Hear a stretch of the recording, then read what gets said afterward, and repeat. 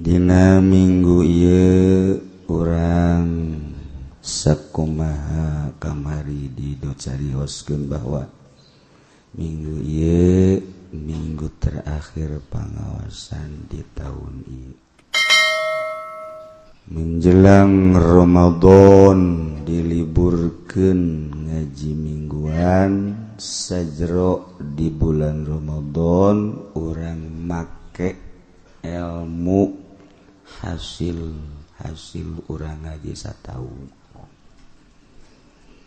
Dina sataun pengajian urang loba anu arasup ka jero hate urang ilmu.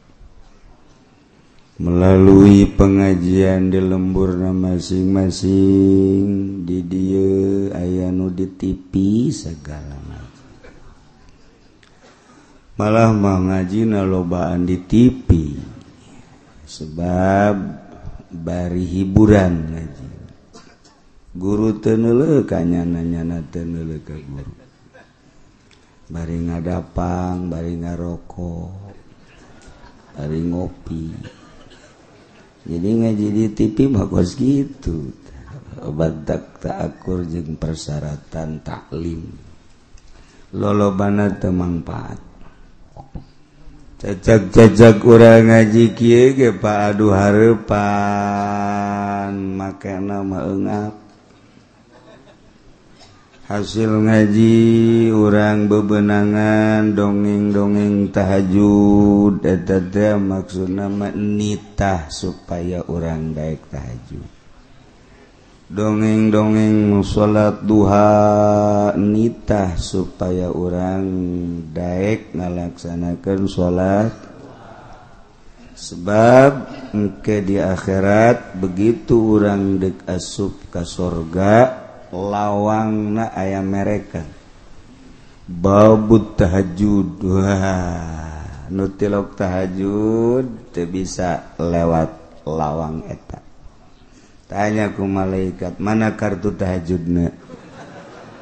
Hage kartu kredit dibalikeun ka neraka. Aya babud duha nu tilok salat duha teu bisa asup lewat lawang eta. Babul witri bab salat witir aya. Babus sedekah nu teu boga kartu sedekah moal bisa asup lewat lawang eta. Aya deui babur rayyan, ieu mah diperuntukkeun ka jelema nu puasa di bulan Ramadan. Nah, sugana tuh tahajud urang teu bisa asup. Duha mah komo, witir apalagi, sedekah mah berat. Ieu sugan we atuh babur rayyan. Aya nu ngacung harita Sina Abu Bakar. Pas Kangjeng keur nyarita kitu Sina Abu Bakar ngacung, "Tuan, ai tadi makan eueuh nu arasup. Kumaha lamun nya tahajud, nya duha, nya witir, nya sedekah, nya puasa tah lewat mana tah?" Kangjeng Nabi senyum lantaran nu kos kitu teh Sina Abu Bakar. Di aya kabeh di manehanna tahajud aya, duha aya, witir aya, sedekah aya, puasa aya. Cak Kangjeng Nabi ulah loba tatanya Abu Bakar, maneh menek lewat mamande mangga bae. Jadi bebas apa milih jalannya, Masya Allah. Mudah-mudahan urang ge engke dititah milih. Atuh diaminan ge moal bae. Ai henteu mah. Ya Allah karim. Ya ayyuhalladzina amanu kutiba alaikumus shiyam kama kutiba 'alal ladzina min qablikum la'allakum tattaquna ayyaman ma'dudat wallahu a'lamu bimuradih. Gusti Allah ngamimitian maka ya ayyuhalladzina amanu kajelema nu iman. Ahok mundur. Teu iman ka Allah nya nama jeung reng-rengan Ahok. Urang nu iman asup ka ayat eta.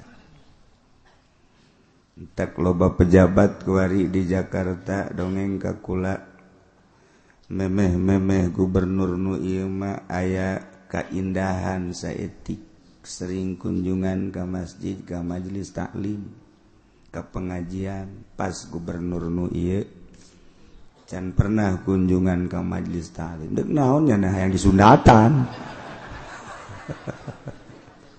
sundatan bisa gak.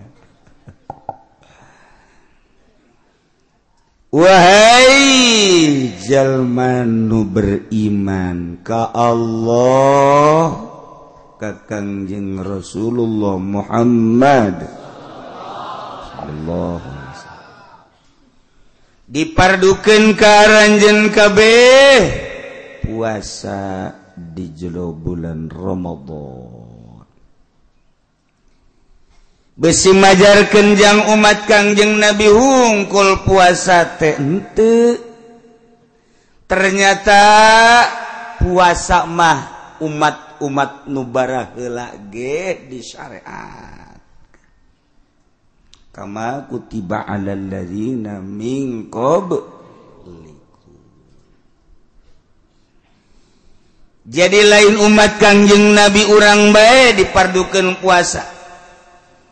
Umat Kangjeng Nabi Isa, umat Kangjeng Nabi Musa, umat Kangjeng Nabi Sulaiman, Daud, dan selanjutnya kaditu puasa mah aya. Sebab ngabedakeun antara hewan jeung manusia ku puasa.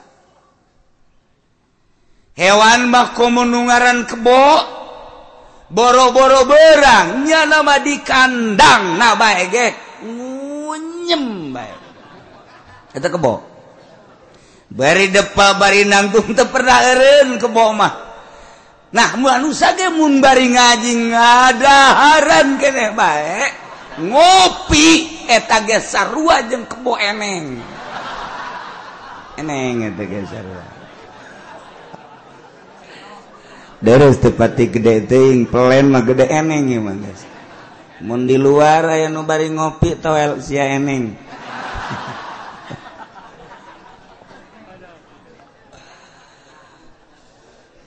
Kehebatan hewan teh hampir seluruh hewan karar itu baik. Terus bae nyatuan hewan mah tanpa pamrih.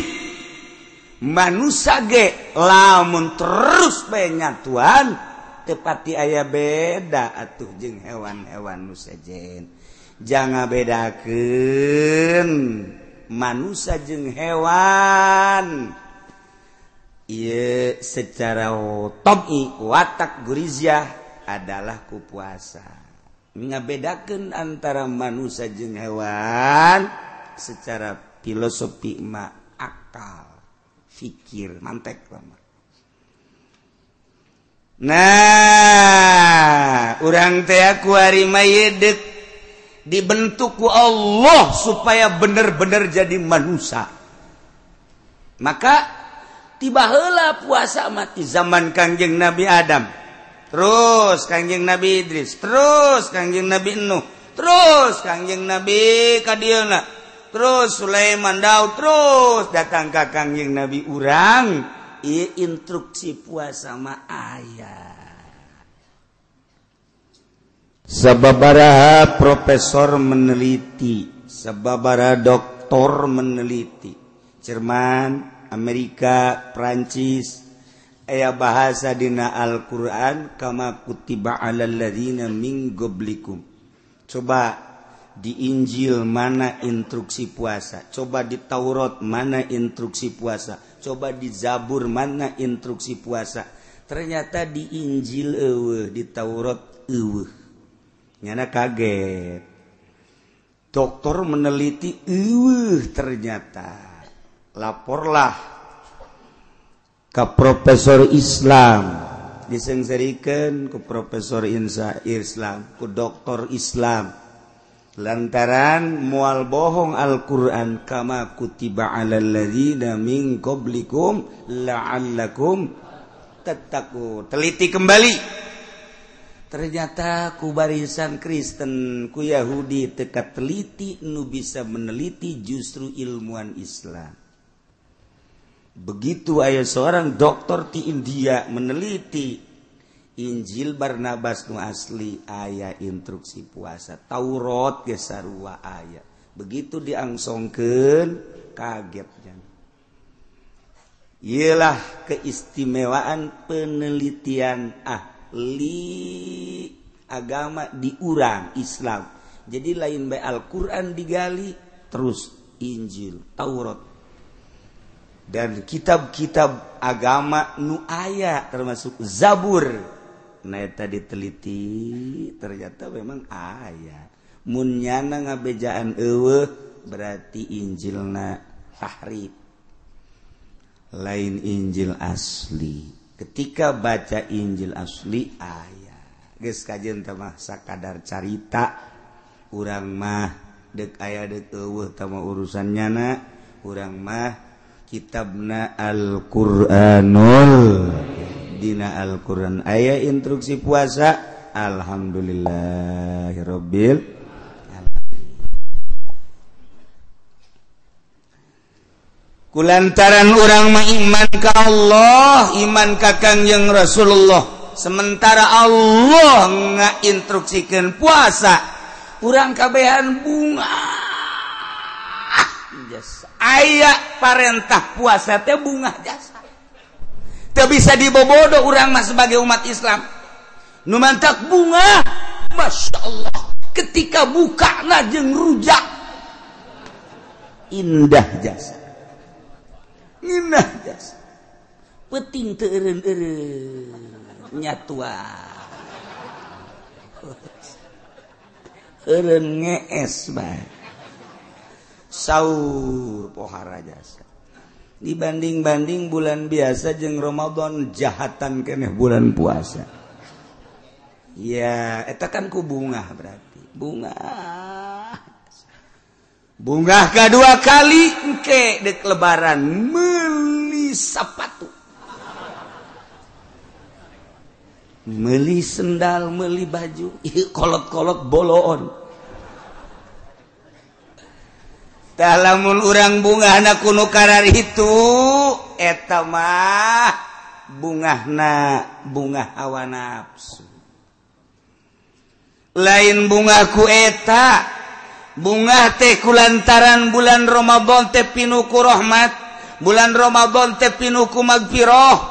Masya Allah karim, di bulan-bulan biasa mah Allah biasa memperhatikan sakikituna bae, tapi di bulan Ramadan mah datang ka Allah amanat ke bulan Ramadan. Hei Ramadan, awas, ieu mah bener-bener bulan anu ku aing sangat dimuliakeun. Ulah sekali-sekali mane nyatat kagorengan ka umat aing.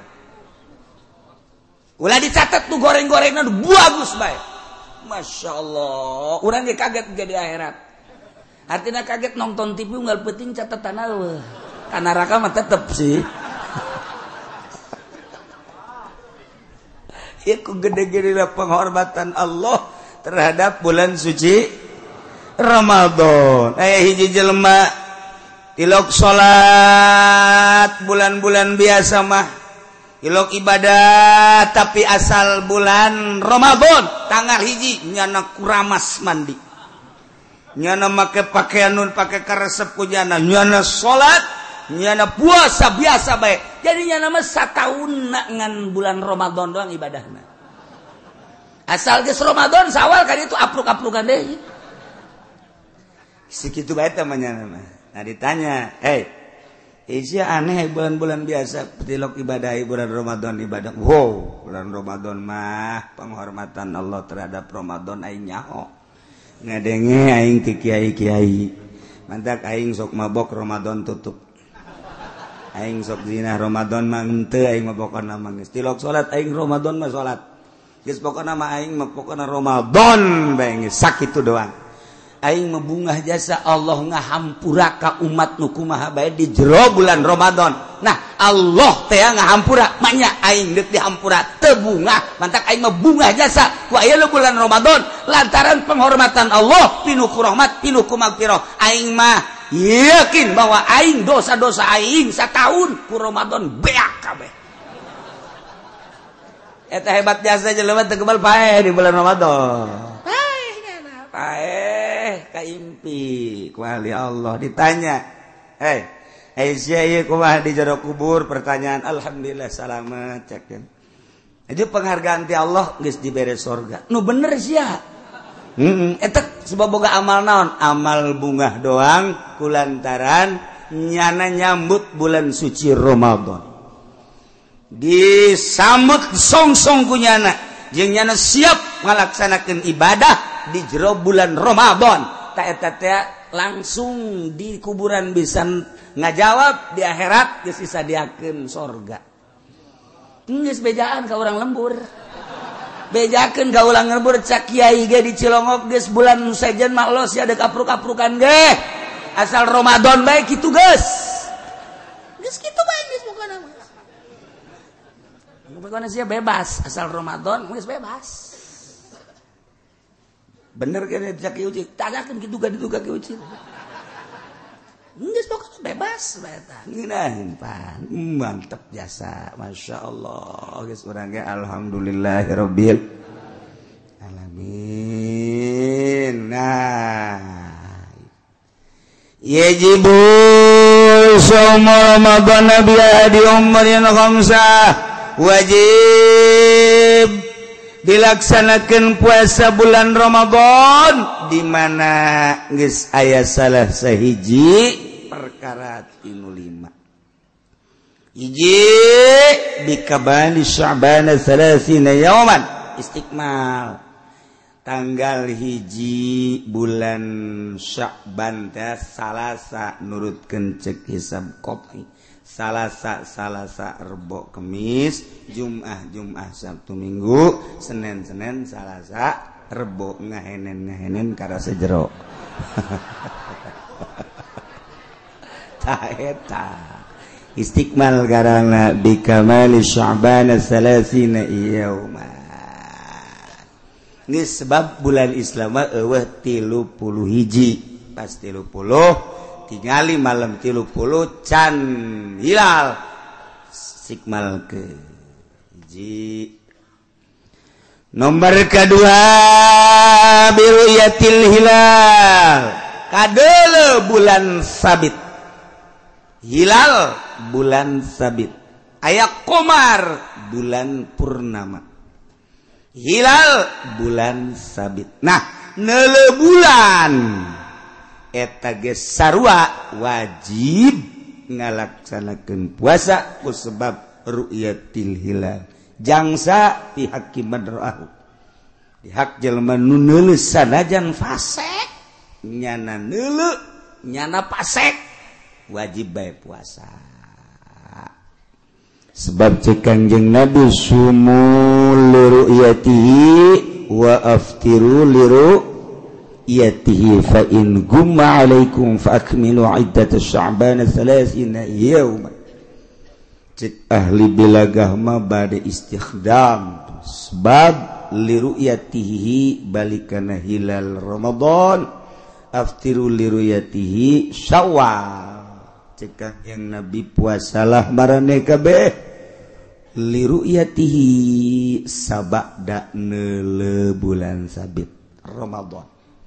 Bukalah maraneh kabeh liruyatih lambi mana ba'da sabada ningali kana hilal bulan Syawal. Mun teu kadeuleu fa in gumma mendung misalna alaikum fakmilu iddat Sya'ban 30. Istiqmalkeun 30 poe. 2. Nomor katilu bisubutihi tetep dah hilal yakiman lam yarahu bi adli syahadah bagi jelema nu teu neuleuh kana hilal urang di lembur eueuh nu neuleuh per kabupaten ge eueuh nu neuleuh hanya ada beberapa gerintil nu neuleuh hilal ngangsongkeun nyana ka qodi diterimalah ku qodi dengan dalil-dalil dasar-dasar anu otentik maka qadi memberitakan untuk umum bahwa besok jatuh tanggal 1 Ramadan dengan terlihat hilal oleh Fulan bin Fulan di daerah anu nah etalah wajib puasa ieu nu sok urang dilaksanakeun hiji kudu jelema nu adilna adil syahadah lain adil riwayat nomor kedua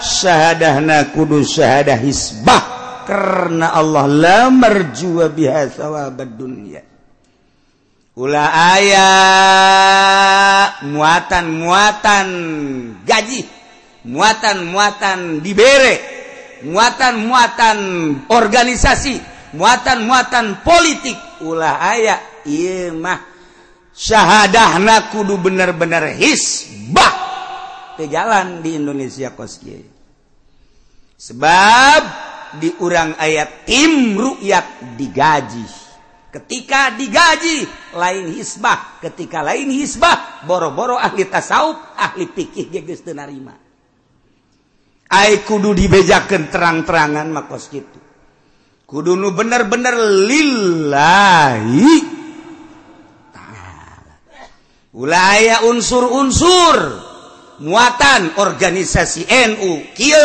Muhammadiyah kieu mawat maneh masing-masing geus lain hisbah nu kos kitu utusan ti berbagai partai aya jangan dukung ngaluhurkeun partena masing-masing hitunganna ge masing-masing lain hisbah nu kos kitu mah teu meunang diandel kos kitu mah kadenge ku ceulis sia eta kos kitu kuduna syahadatu hisbah tim bisa dibentuk ulah dibere duit ye cenah aing mah embung leumpang antepkeun kana mabur nah kudu dibere duit bang kana aya unsur-unsur nah di Indonesia nu tim diterima ku negara lantaran aya plot nu di luar tim sanajan bener nyana kerna Allah teu diterima geus menyalahi aturan geus sabodo kula mangan sakadar nyaritakeun doang dek nurut sia kanu kos kada ditu los pokona ngabimbangkeun umat teu beres teh kos kitu mah kudu karena Allah ulah aya nanaon ieu mah memehna geus diberitakeun waduh masuk tim ru'yat lumayan ya ada berapa 3 gitu ya geus teu beres 2 3 kabat bi ikhbari adli riwayah aya berita ti jelema nu adil caritaanana mausukin bihi nu kaandel caritaanana eta mah endek menusuk hati ngabenerkeun atawa henteu nu jelas aya berita ti jelema adil caritaanana bahwa ru'yat telah terlihat hilal telah terru'yat wajib puasa atawa itu gue mausukin jalemana teu kaandel cuman asup ka lubuk hati dalil-dalilna dengan jelas ucapan-ucapanna dengan jelas padahal mah ieu jelema ucapanna biasana mah teu kaandel tapi saat ieu mah urang percaya bisa dipercaya wajib puasa nomor kalima bizanni dukhuli Ramadan sangkaan asup bulan Ramadan bil ijtihad dengan ijtihad biman istabah alizal, bagi jelema nu keliru aya ayah jelema di penjara can awa informasi kumaha-kumahan nyana utang-hitung sorangan di jero penjara ternyata cak hitungan nyana poe anu puasa teh wajib ngalaksana